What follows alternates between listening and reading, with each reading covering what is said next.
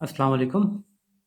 हम new countdown book 5 का एक टॉपिक है जो कि है सिंपल इंटरेस्ट, पेज 115 से लेके और पेज नंबर 118 तक। ठीक है,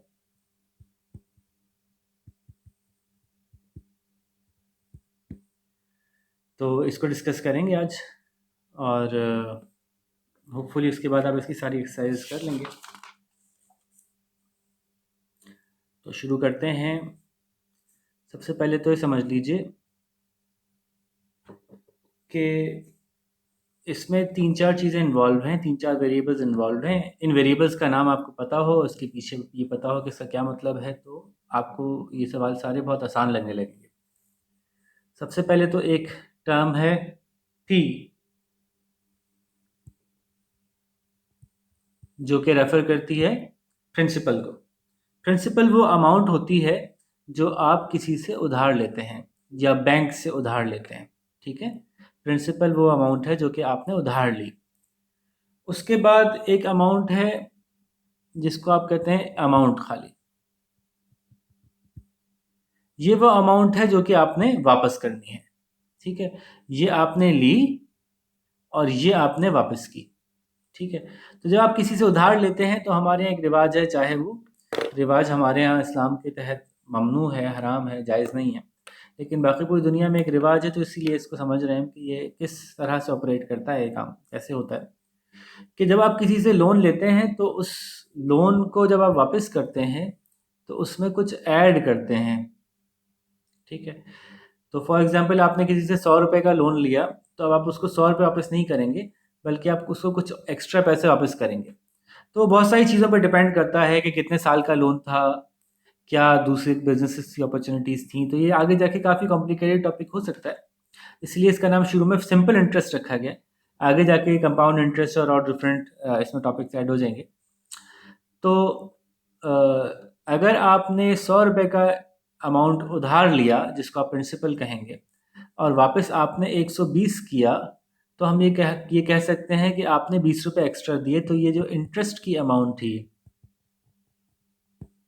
वो 20 रुपये बन गई। तो दिस मीन्स कि principal plus interest becomes the final payment. ठीक है, तो इसको P plus capital I is equals to A। ठीक है, ये बात समझ में आ गई यहाँ तक।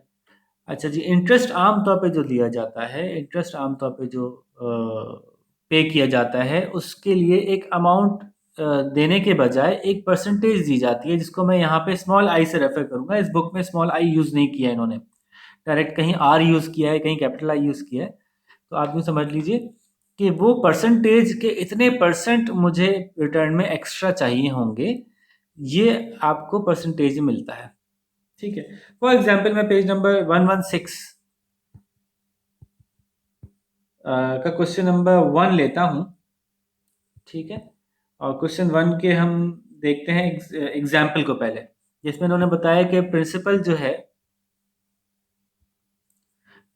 जो है वो है आपका 2000, और इंटरेस्ट अब इन्होंने कैपिटल आई से लिखा है, जो कि गलत है, इनको स्मॉल आई से लिखना चाहिए। इंटरेस्ट जो इसमें है वो है 5%। ठीक है, थोड़ा बड़ा हो गया, इसको वापस छोटा कर लेते हैं, परसेंटेज का साइन। इंटरेस्ट जो है वो 5% है। तो अब ये आपसे पूछ रहे हैं कि बताइए कि अमाउंट क्या है ए। तो हमने बताया कि अमाउंट होती है पी प्लस कैपिटल आई। अब पहले हमें हमें पी पता है, पी ये रहा, हमें कैपिटल आई नहीं पता, तो कैपिटल आई कैसे मालूम होता है, ये मालूम करना पड़ेगा हमें। अगेन ये भी बहुत अच्छी तरह से बुक में एक्सप्लेन नहीं है, मैं आपको समझा देता हूँ कि कैपिटल आई मालूम करने के लिए आपको ये मालूम करना पड़ेगा। यानी वो पैसे जो आप इजाफी देंगे, वो कैसे पता चलेंगे कि आप प्रिंसिपल को मल्टीप्लाई करेंगे इस इंटरेस्ट रेट से। तो इस वक्त प्रिंसिपल है 2000 और इंटरेस्ट रेट है 5%। 5% ऐसे लिखा जाएगा। अच्छा जी, जीरो से जीरो कैंसिल कर दें, दो जीरो से, तो पता चला है कि कैपिटल आई जो बन गया वो आपका कितना बन गया, 2 5 10 और फिर एक जीरो, तो ये बन गया 100। ठीक है, तो 5% ऑफ 2000, इस 2000 का ये 5% कितनी अमाउंट बन रही है? ये बन रही है 100। तो अब आप बता सकते हैं कि एक्चुअली ए क्या होगा? एक्चुअली ए जो होगा वो प्रिंसिपल यानी 2000, और इसमें आप जमा करेंगे आई जो कि आपका निकला है 100, तो पता चलेगा अमाउंट बन गई आपकी 2100, जो आप at the end of the year return करेंगे। ठीक है जी। तो ये तो बहुत बेसिक से सवाल हो गए कि प्रिंसिपल मौजूद है, इंटरेस्ट मौजूद है, आपसे पूछे जा रहे हैं कि बताइए अमाउंट क्या होगी। तो ये पेज नंबर 116 पे यही सवाल है। अब अगर ऐसा हुआ कि इन्होंने कहा कि प्रिंसिपल, फॉर एग्जांपल अब मैं बात कर रहा हूँ पेज नंबर 117 और क्वेश्चन नंबर 3 यहाँ मौजूद है कि इन्होंने कहा कि आपको, ठीक है मैं उधार तो देता हूँ जनाब 600 रुपये का, और आप मुझे वापस कीजिएगा, उसका इंटरेस्ट रेट मेरा होगा, जो यहाँ पे इन्होंने आर लिख दिया है, फिलहाल आप इसको भी स्मॉल आई से लिखिएगा, 9% इन्होंने बोला कि मुझे इंटरेस्ट वापस चाहिए। लेकिन इसमें एक नई शर्त ये आ गई कि जी 1 साल का उधार नहीं है बल्कि ज़्यादा अरसे का उधार है, तो जितने सालों का उधार होता है इंटरेस्ट और बढ़ता चले जाता है।